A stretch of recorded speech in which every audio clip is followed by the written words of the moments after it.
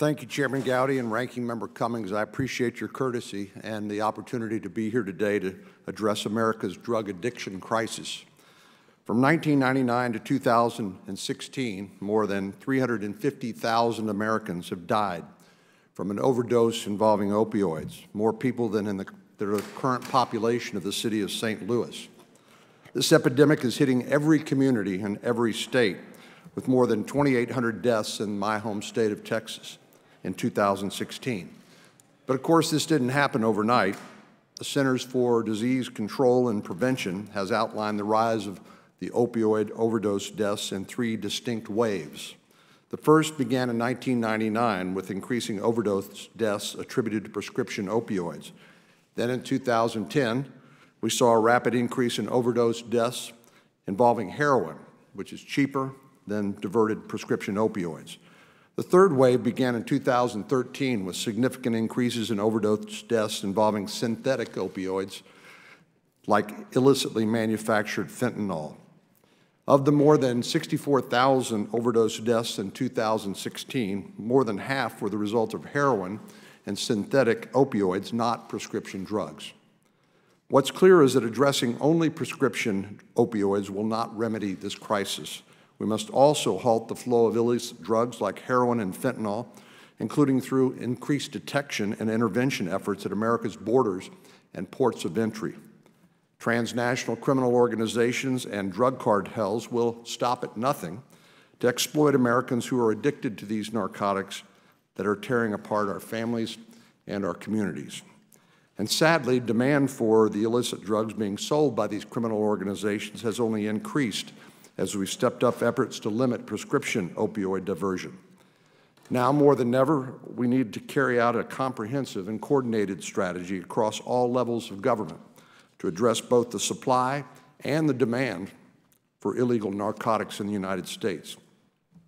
That's why I'm pleased to have worked with Senator Dianne Feinstein to introduce the Substance Abuse Prevention Act of 2018 of the Senate. I hope you all will take a look at that.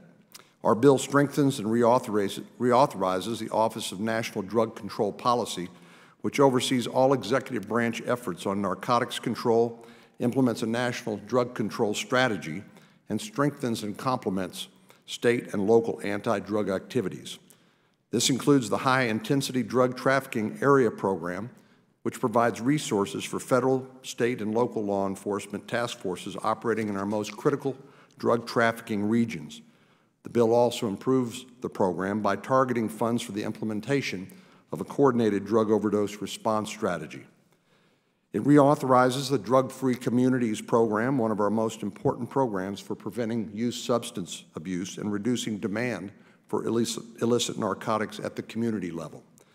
The Drug-Free Communities program has been a central bipartisan component of our nation's demand reduction strategy since its passage in 1998. Because it recognizes that the drug issue must be dealt with in every hometown in America. Solving our drug addiction crisis requires more than just law enforcement solutions. Families and communities must work together to implement evidence-based approaches that prevent drug addiction. This is exactly the mission being carried out by Drug-Free Communities Coalition partners, and their efforts are critical to solving the drug abuse crisis. And while we hope to prevent substance abuse from becoming a criminal matter, there's no avoiding the fact that our courts will always have a role to play in addressing drug addiction challenges.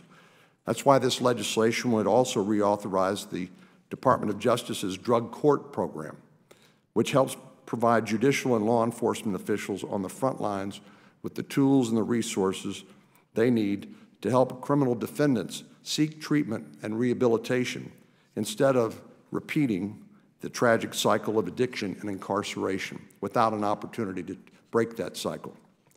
Finally, the Substance Abuse Prevention Act also builds on the achievements of the Comprehensive Addiction and Recovery Act of 2016, known as CARA, to help families in substance abuse challenges by providing resources for sobriety, treatment, and recovery teams that pair social workers and peer mentors with these families. This legislation that I've described here is supported by a broad coalition of 102 organizations, including the Community Anti-Drug Coalitions of America, the Addiction Policy Forum, the National Association for Children of Addiction, the National Council for Behavioral Health, and the Fraternal Order of Police.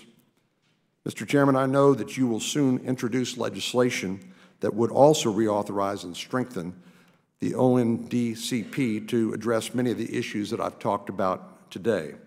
I look forward to working with you and your committee as these bills move forward in our respective bodies so that we can be sure that the federal government is doing everything in our power to respond to this grave challenge facing our nation. I hope this committee and members on both sides will continue their efforts to find consensus solutions to our substance abuse crisis.